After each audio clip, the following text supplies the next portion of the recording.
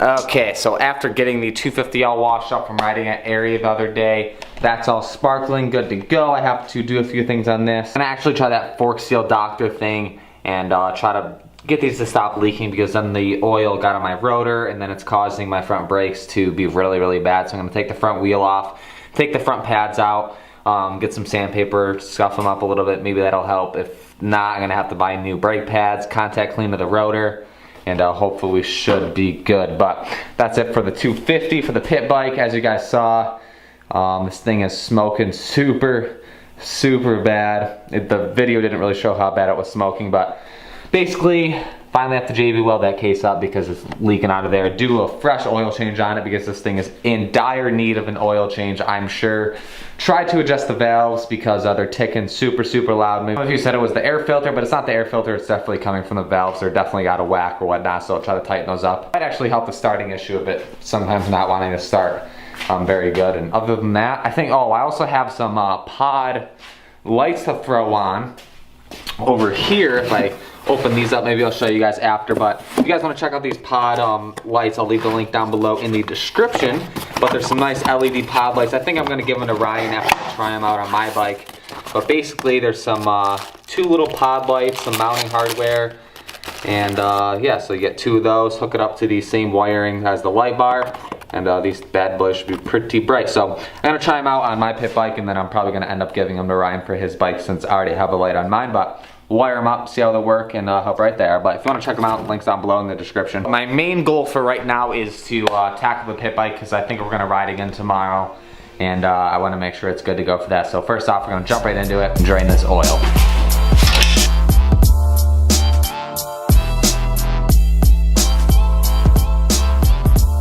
Well, that oil is definitely black, and there's not much oil in it, so that's a start. It's not good.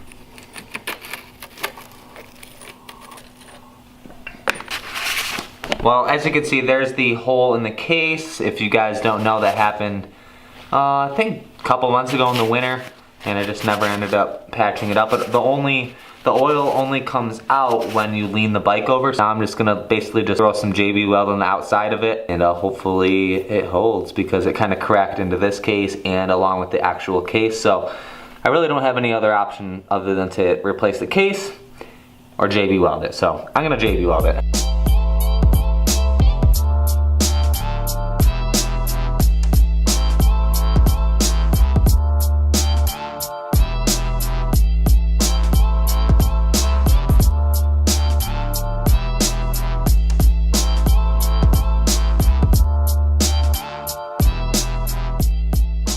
Well, now that it has oil and whatnot, I guess I'll try to fire it up. It's very low on oil. It maybe had, look at the oil amount.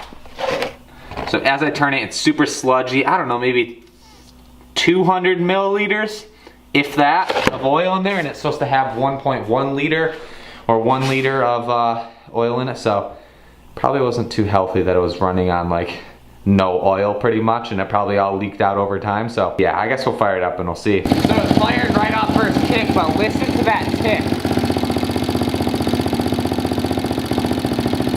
That's definitely not healthy. Not healthy at all. Come to the other side.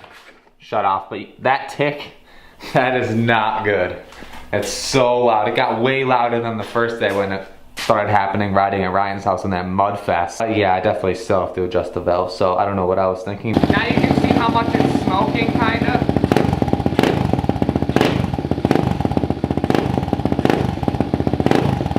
That's definitely not good either, so let's shut this off. But it's smoking a lot. You can't really see on camera as much as if you were here in person, but it's definitely smoking. Pretty much as like a 2-stroke kinda-ish would, I don't know, but it's definitely not supposed to smoke like that. Excess oil and whatnot, I don't know, but it's not good. And I guess that's what happens when you just don't check your oil. You rev the crap out of your pit bike after you mod stuff. If this thing was stock, it wouldn't have this issue, but once you start modifying stuff, do whatever, you're always gonna have some kind of issues maybe, but if this was stock, I most likely wouldn't have this issue. But you gotta pay to play, and it's part of the game. Alright, well, I didn't really film the process of me taking the valve cover off on the top here because it was kind of an awkward angle, but We'll take this off here and we should just be able to adjust it right from here. I almost thought I was gonna be able to get it out with the carb here, with the fitment to actually slide up. But it actually worked out for once and I didn't have to take everything else off. I could take the front fender off and take the plastics off, but I don't wanna waste time. It definitely would suck if this thing blew up. It was a pretty strong bike for like a year or so if it does die on me now, but it had a good run, I guess you could say. It had a good run. Maybe a brand new Calyx 110L coming soon, possibly if this thing blows up. I don't know. Hopefully not. I mean, if it happens, I guess. All right, so it fired right up. The click definitely isn't as bad anymore. It's definitely toned down. I think this is pretty much what it was when I was original. Doesn't sound too bad now. It fired right up as it stalls out, but pretty much, I mean, the click is not nearly as bad. I think I'm just gonna leave it the way it is, maybe adjust it a little bit more, but for the most part, big improvement. Okay, so finally getting to these lights here. It comes with both of these lights like I showed you before. It comes with all the hardware, Allen wrenches to assemble it, along with all the mounting brackets. So you don't actually have to use it for, say, a dirt bike. You could use it pretty much for anything. Use it for a legit motorcycle, dirt bike, whatever, ATV, go-kart, whatever you want. But these lights will work with pretty much anything. So like I said, if you want to check it out, the link will be down below, and we'll see the quality of these once we get it all hooked up and see how bright they are. Okay, so I got the first little mount all mounted up right here. Ideally I'll have 2 on each side. I'm not sure if I'm going to be able to put 2 on today. It has a little mounting piece and it just clamps together, normal stuff, and then you can adjust like side to side, and this just actually screws into the light itself down here on the 2 mounting points. So basically you can just mount it in right there. Well, obviously in my case, it would be mounted like this, and then I can kind of swivel it up once I get it in place. And that's pretty much how it's gonna sit. So 2 side by side if you're riding at night or whatnot. For my case with the light bar, this thing's gonna be probably too bright. I wouldn't even have to run probably 3 lights. I probably could get away with just the 2. And I guess we'll fire the bike up, see if my wiring works. You see, typically when you kick it over, you see it kind of flicker. Like that, so I know that's working. So alright, so I got the light to work without the bike running. I just got a little mock-up, took the impact over here, took the battery out, and I hooked up sketchily right there because I couldn't figure out how to wire it right here. But now you guys can get an idea on how bright this light actually is.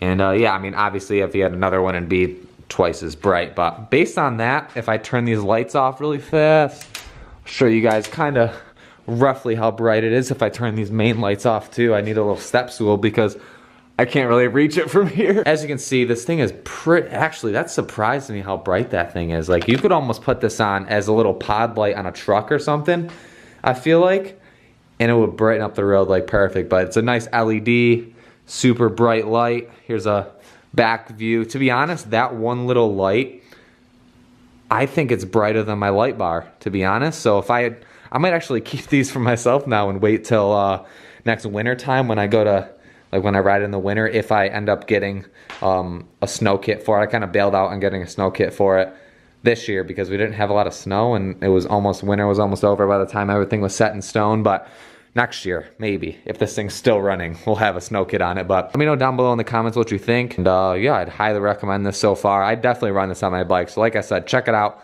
Link down below. Just for the heck of it, I actually hooked up both of the lights side by side so you can get a better view. I had to take the bar pad off though for them to actually fit, but I could kind of, if you really had to cut the bar pad, you can get them to both fit if you really wanted to. That thing is so bright. Like, what do you guys think now? Post your comment down below.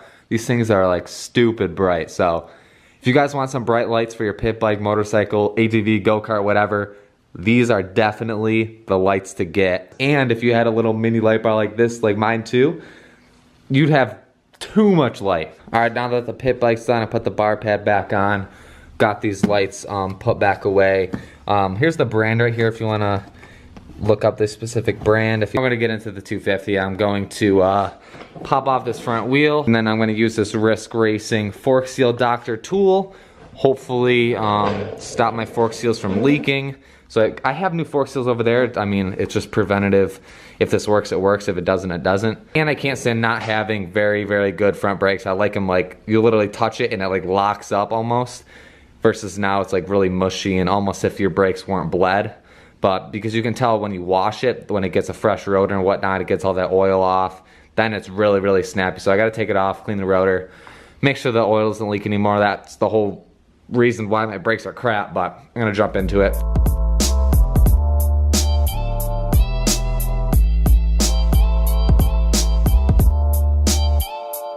do is you're just gonna pop down the first little seal here. You can use whatever you want. I use just kind of a little flathead, thin flathead. Slide this seal down a little bit. Then you're gonna take your fork seal doctor, take it off the little thing here.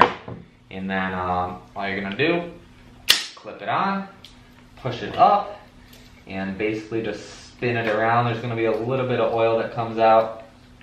And spin it around and take it out. And feel it kind of go in, you'll know when it sets in. On my seal in particular, you can see like a bunch of dirt and stuff built up right here. That's probably one of the causes. You should be good. Get this one back up, press it back in there. Well, considering I can pretty much grab the fork and push it up with my hand, yeah, that's not good. Doesn't even take really that much force either right here. And then if I grab the other one and try to do it, could barely push it. I could almost push it all the way up through the stroke pretty much. I'll probably gotta add oil to it, I'm sure. All right, same thing for this seal. Just pop down. And we're good. Take out the brake pads, some sandpaper, roughen them up a little bit, try to get some of that crap off, and see if they work any better. I mean, these pads are pretty much brand new. Might have to replace them because they might just shot because they kind of might have absorbed all that shock oil, and that's probably the main reason why they're not snapping, why they squeak like that and they don't lock up anymore. We'll sand them down and we'll see how they work, I guess, before I place an order for some new pads. Well, first little test here.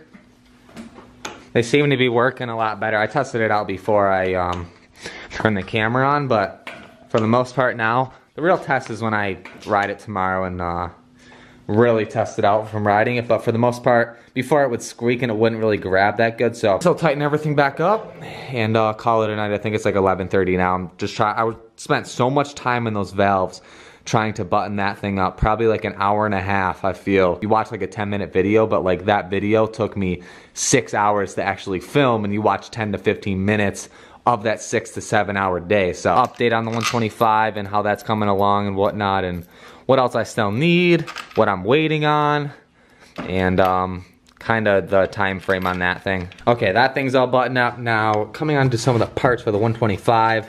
I ordered some little miscellaneous stuff on eBay, some little bling, blue stuff, some little things for the wheels. I ordered this grip tape for the frame, but I might not actually use it because now that I think about it, it's gonna wear off so easy, and I might just get some carbon fiber frame guards and then have to trim the one guard because of the conversion kit. The little bracket on the conversion kit sticks out from the frame. So I'll just have to trim a little bit of the carbon fiber, and I think the carbon fiber will look 100 times better than a grip tape that's gonna be worn out. And ultimately, I just don't want to wear into that powder coat and then have to get the frame repowder coated and it look really junky after like a couple rides. So I'm probably not even gonna throw these on there, like I said, and just wait for the carbon fiber frame guards to come in. I got some new swing arm bearings because those were shot when he took them out. They literally fell apart in 1,000 pieces. All the little needle, the little bearing, whatever things fell out. So had to order those. And then I also got new steering stem bearings, which are right here. I just opened it to make sure it was the right piece. But some new steering stem bearings for the 2010 forks for that because those were shot. And then I got another seal, or the seal that I didn't get for the case that I've been waiting on to go in there. So I got that seal, that should be good.